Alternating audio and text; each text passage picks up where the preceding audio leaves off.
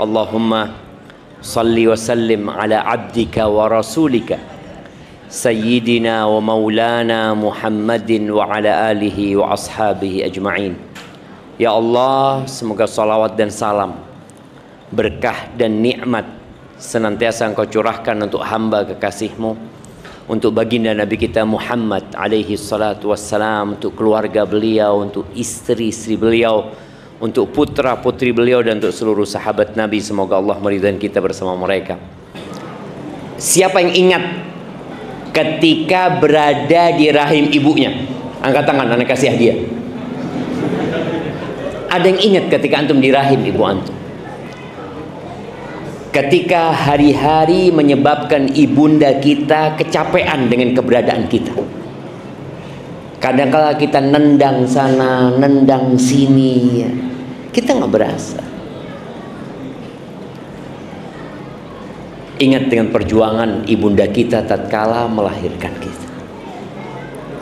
Dia mengorbankan segalanya. Bahkan orang tua yang nggak punya anak, ya, kadang-kala 5 tahun belum punya anak, 7 tahun belum punya anak, 10 tahun belum punya anak. Bagaimana dia siap mengeluarkan harta yang dia miliki demi keberadaan kita. Tapi kadang-kala kita lupa. Bukan kita lupa, ya, kita memang nggak ingat. Ketika kita berumur 1 tahun, siapa yang ingat? Nggak ada. Umur 2 tahun, nggak ada yang ingat. Oleh karena itu Allah Jalla Jalaluh di banyak ayat dalam Al-Quranul Azim mengingatkan kita. Allah mengatakan di surat Luqman, ya, ayat 14, wasainal insana biwalidayhi. Kata Allah, kami wasiatkan manusia untuk berbuat baik kepada kedua orang tuanya.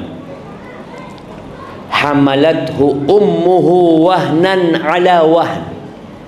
Setelah perintah Allah berbakti kepada ayah bunda, Allah ingatkan ibu. Karena memang berbakti kepada ibunda itu 3 kali lipat kebaktian kita kepada ayah kita. Maka Allah ingatkan, hamalathu ummuhu, ibunya mengandung dia, bapak tidak mengandung. Wahnan ala wahn, di atas kelemahan. Wallahi perempuan itu lemah. Dan perempuan itu bisa mengandung atau mengangkat berat di perutnya bisa sampai 15 kilo. Siapa di antara kita yang mampu selama 1 bulan mengikat perutnya bawa beban 5 kilo aja? Tidur pun semakin sulit. Miring kanan capek, miring kiri sampai. Duduk lama capek, berdiri capek. Wahnan ala wahn. Wa fisaluhu fi amain. Kemudian lahir nih. Maka ada 3 hal yang tidak dilakukan oleh bapak. Bapak ini jangan iri kalau anaknya lebih berbakti kepada ibundanya. Karena memang 3 perkara itu nggak pernah dilakukan oleh bapak, oleh kita nih kaum laki-laki. Hamil tidak, melahirkan tidak, menyusui juga tidak. Wa fisaluhu fi amain. Bagaimana tatkala kita sudah lahir, ya? Ibunda kita itu berjuang. Ketika lahir anak itu menangis, pada proses kelahiran kita boleh jadi nyawa yang dikorbankan. Sebagian ibu itu perutnya dibelah, jemaah, demi kita keluar. Tapi kita nggak lupa dengan hal itu. Kita juga nggak ngelihat. Maka Allah mengingatkan kita. Lalu Allah mengatakan, anishkurli, agar kalian bersyukur kepadaku, wali walidai, dan kepada kedua orang tua. Kita ini nggak bakal ada tanpa keberadaan orang tua kita.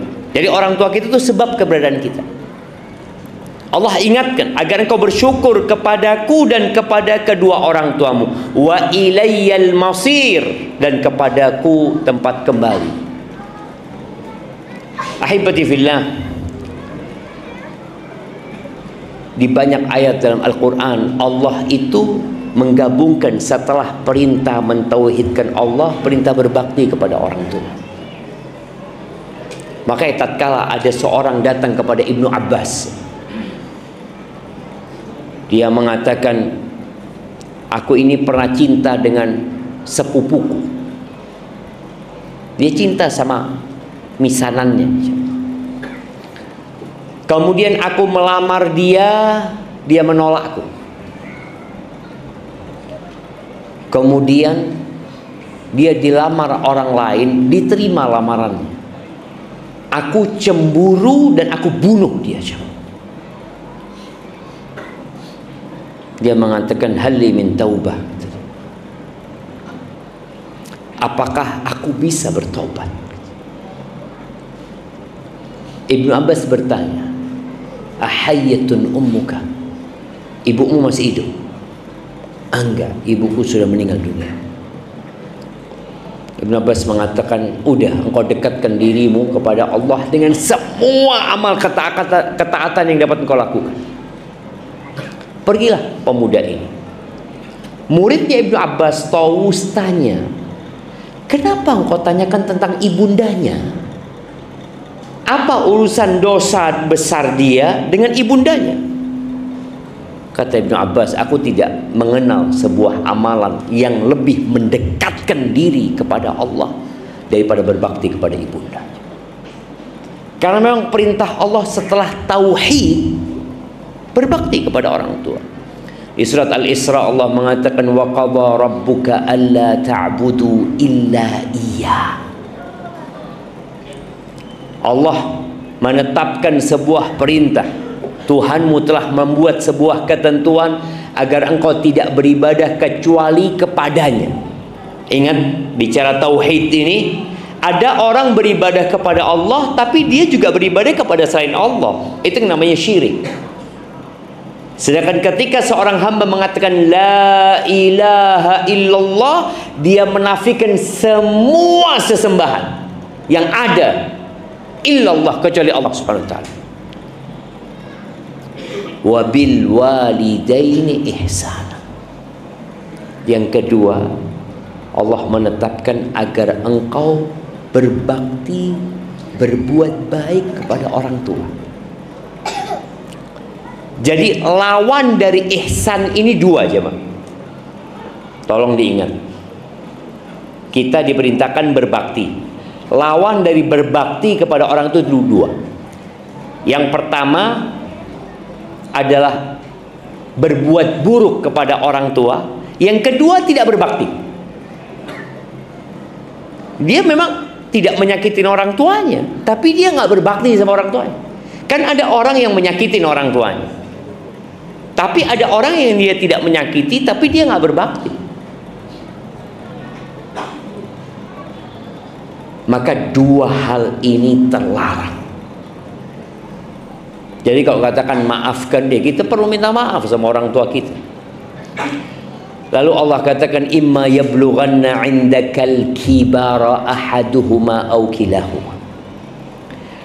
Apabila salah satu dari keduanya atau dua-duanya sampai ke umur tua. Ya, kita nih yang seumur ana ya.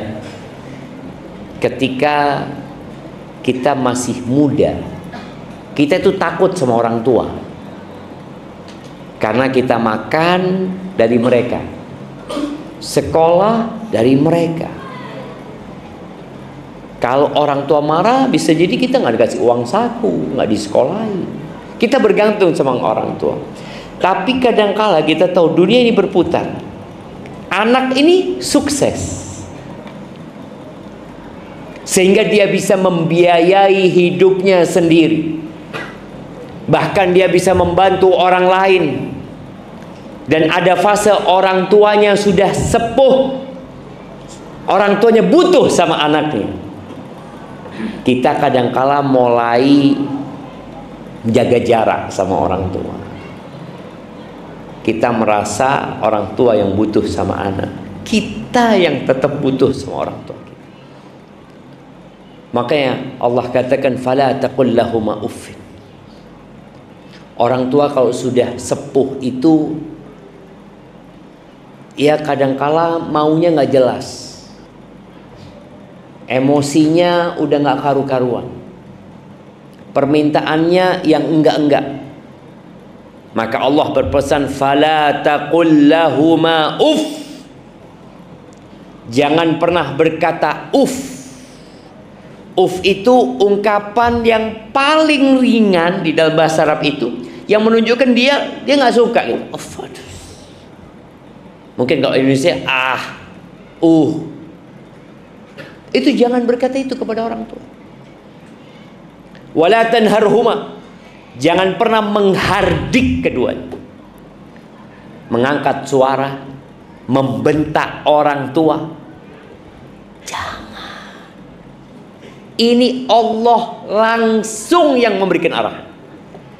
Artinya kalau kita nggak nurut sama Allah, mungkin kita tahu bapak kita nggak bisa balas kita, ibu kita nggak bisa balas kita. Bahkan sebagian ibu itu nurut sama anaknya, sebagian ayah itu dipekerjakan oleh anaknya karena dia merasa butuh dan anaknya berada di atas. Tapi Allah akan balas. Ingat, tidak ada dosa, ma min dzambin ajdaru an yu'ajjilallahu lahul uqubata fid dunya. Tidak ada satupun dosa yang lebih pantas untuk disegerakan pembalasannya di dunia. Hukumannya Allah berikan dunia sebelum di akhirat.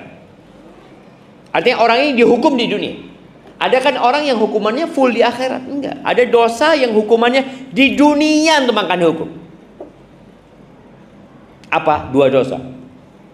Al-baghi wa qati'atir rahim, atau al-baghi wal uquq. Berbuat zalim dan hurhaka sama orang tua. Maka Allah mengatakan wala tanharhuma wa qul lahuma qawlan karima. Kalau ngomong sama orang tua itu, pilih kosakatanya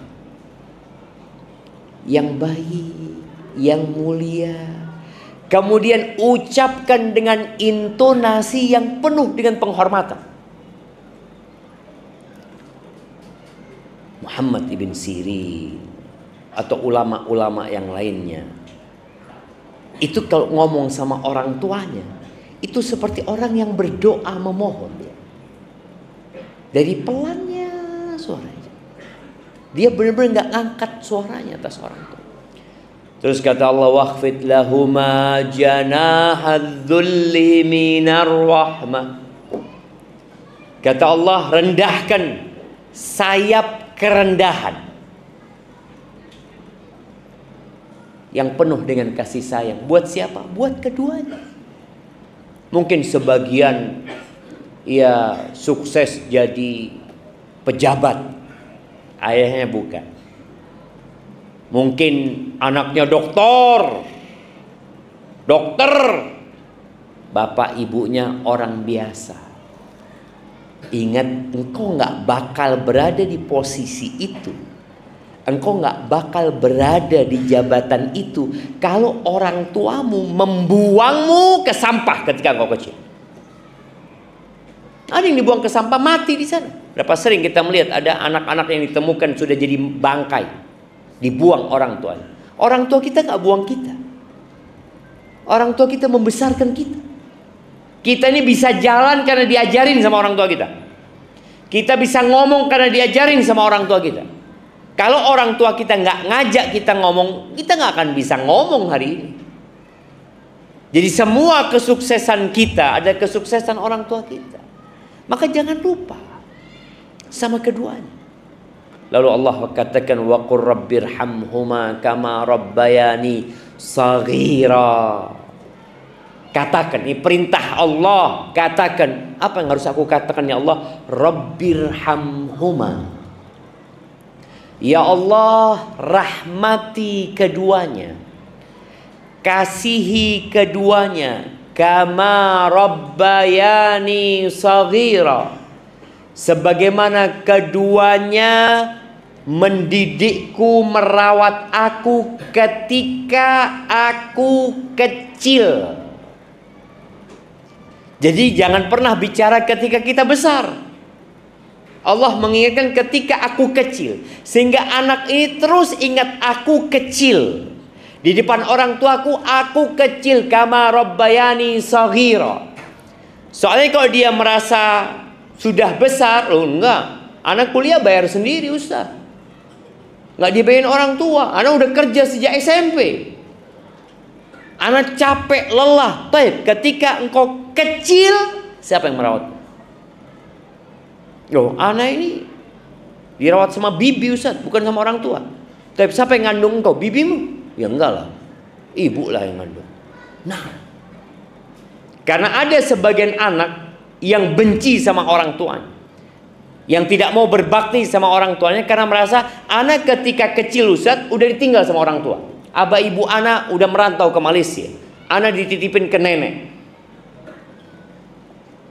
Akhirnya dia berpikir dia nggak perlu berbakti sama orang tuanya. Allah ingatkan, ibumu ngandung engkau 9 bulan, melahirkanmu. Hamalathu kurhan wa wada'athu kurhan.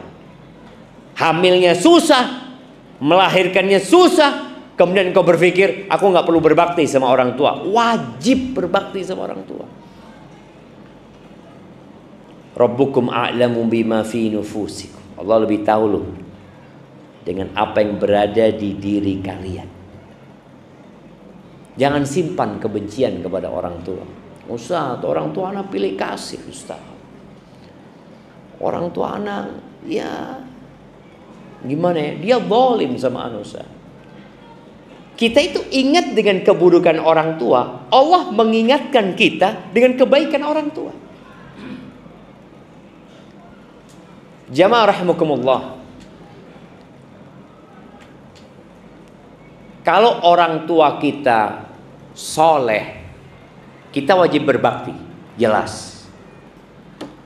Tapi kalau orang tua kita nggak soleh, orang tua kita jahat, kita wajib berbakti tidak?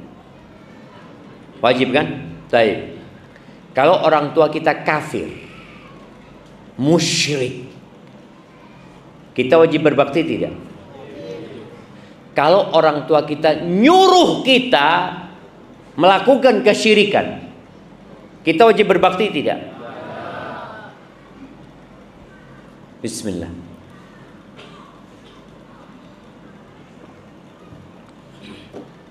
Alhamdulillah. Kalau orang tua kita kafir, musyrik, dan memerintahkan kita untuk melakukan kesyirikan, kita wajib berbakti atau tidak?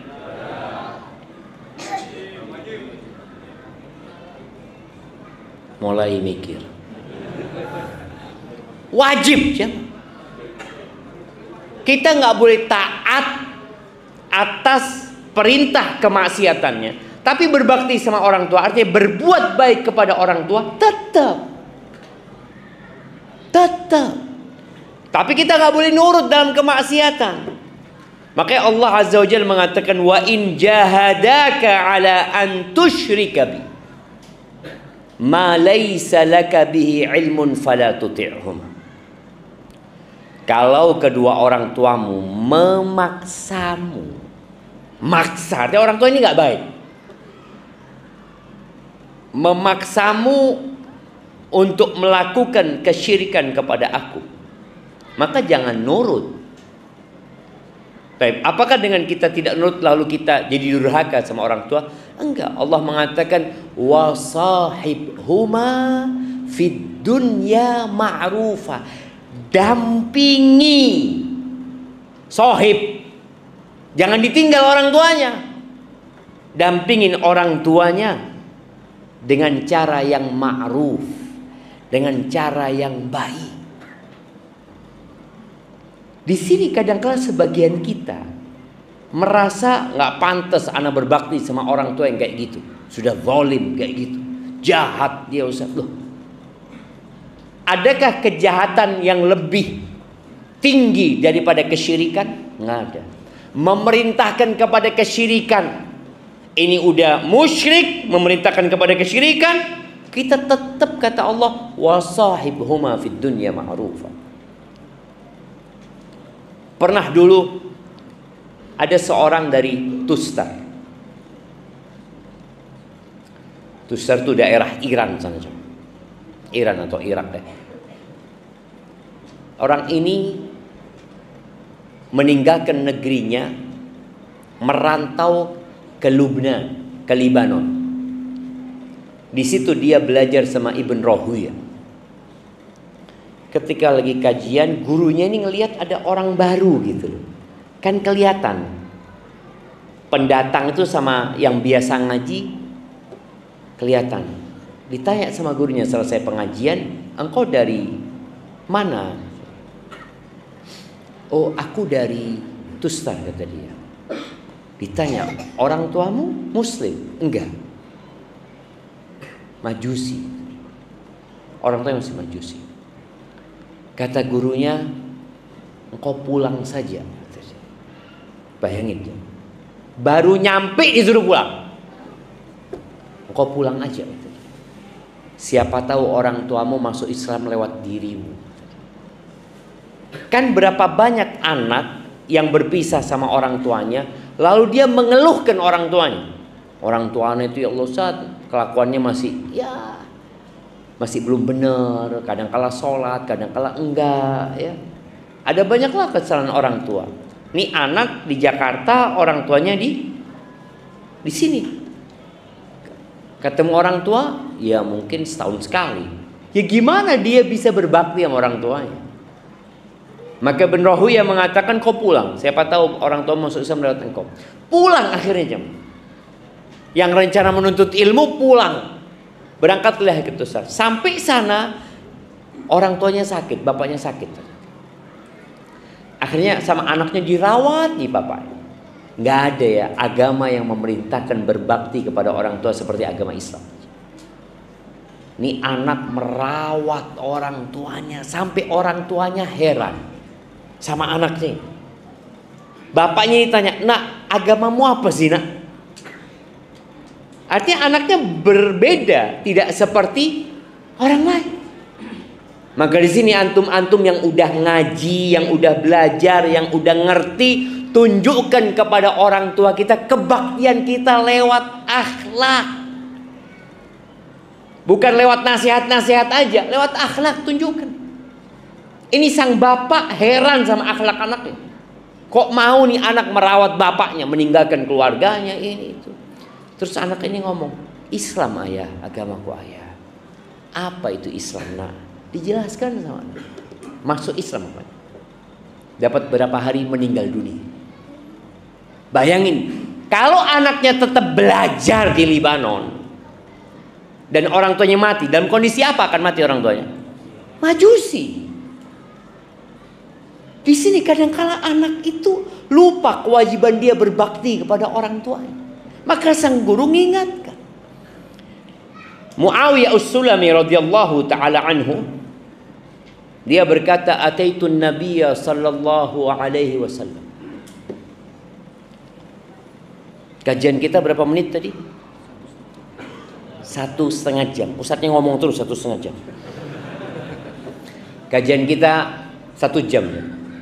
30 menit nanya jawab. Jadi antum nanti yang mau tanya, fadhol. Udah berapa jam, man? Tinggal 3 menit lagi.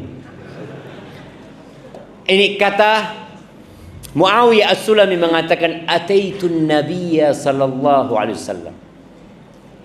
Aku pernah datang kepada Nabi SAW.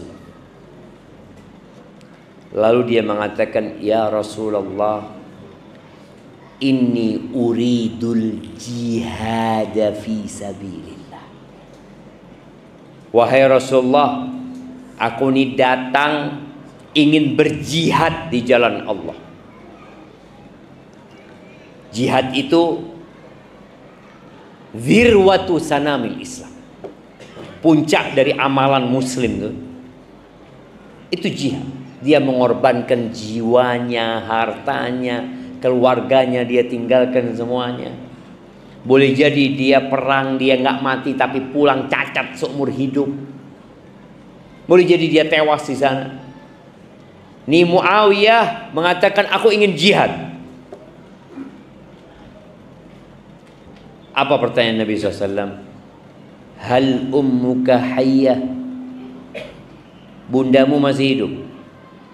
Qultu na'am, masih hidup. Ilzam rijlah fathammal jannah. Engkau tetap di kaki ibumu, nggak usah ke medan perang kau. Tetap di kaki ibumu, di situ ada surga.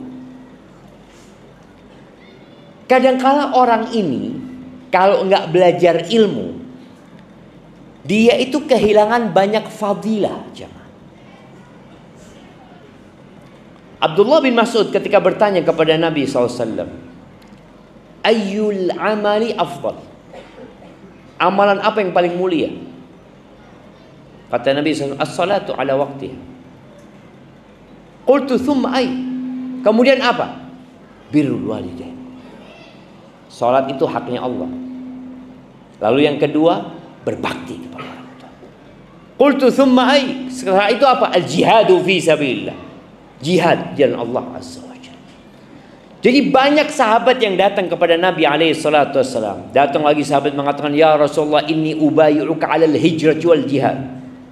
Aku membaiatmu, ya Rasulullah, untuk hijrah dan berjihad. Nabi alaihi salatu wassalam bertanya, bapak ibu masih hidup? Hidup. Pulang. Di situ surga.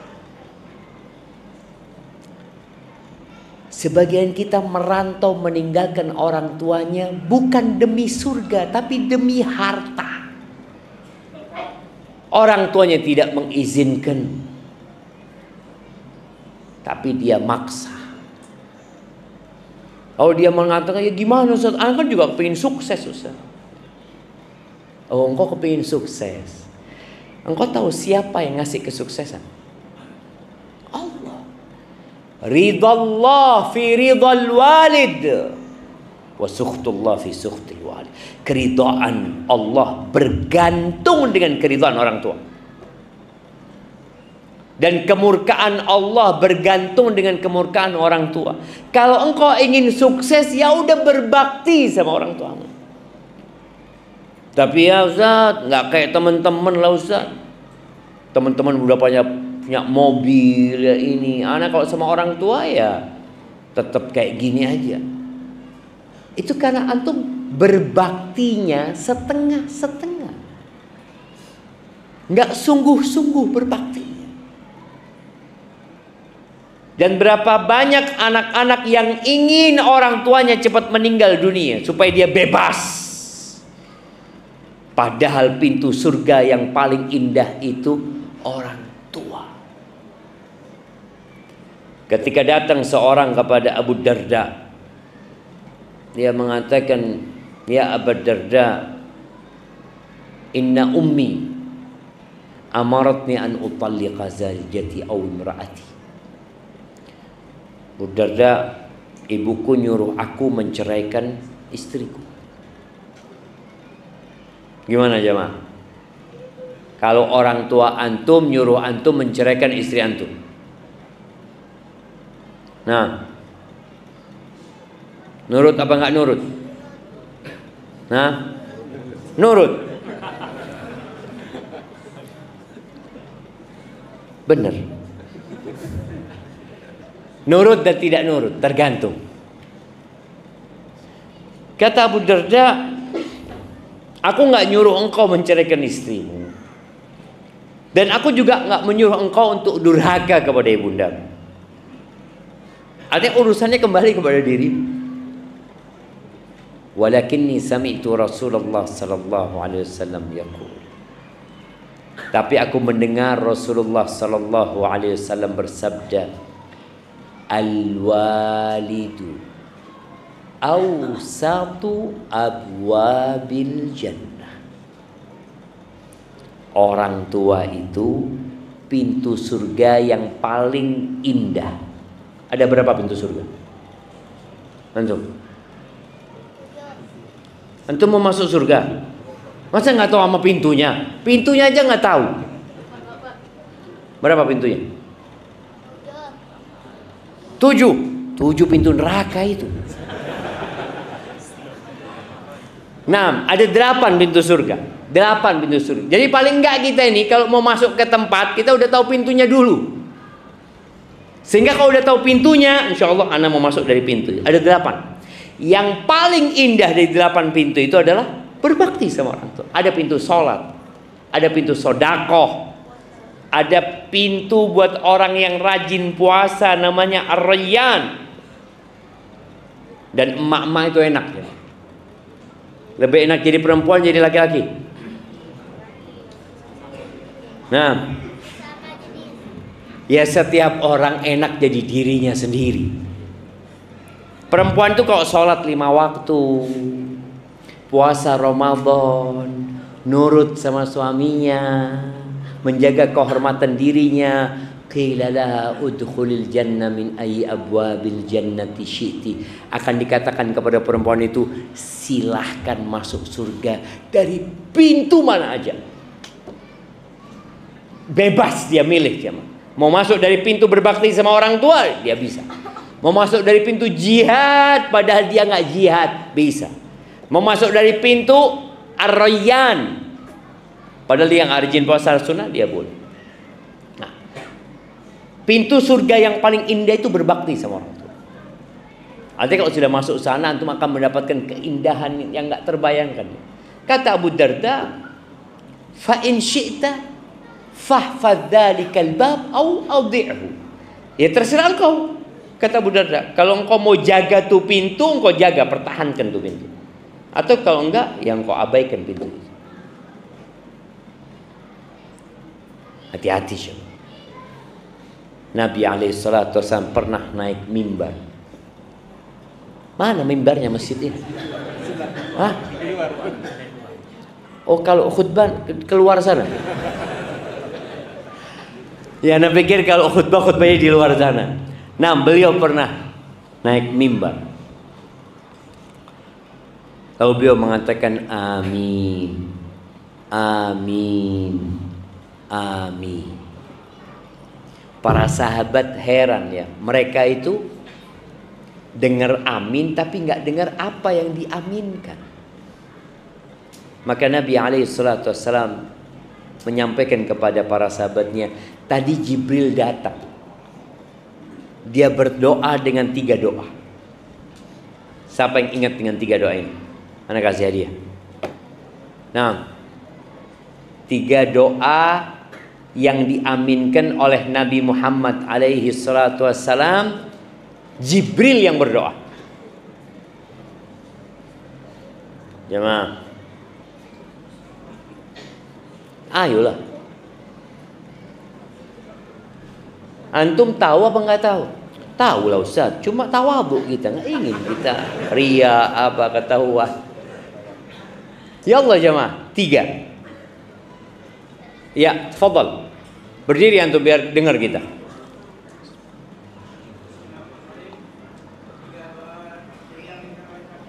Allahumma shalli wa sallim alaihi.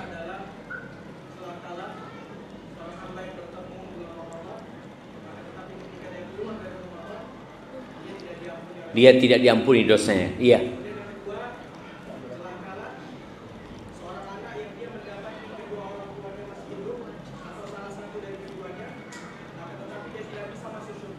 Lewat Allahu Akbar. Tuh yang kedua tadi disebutkan. Type yang ketiga.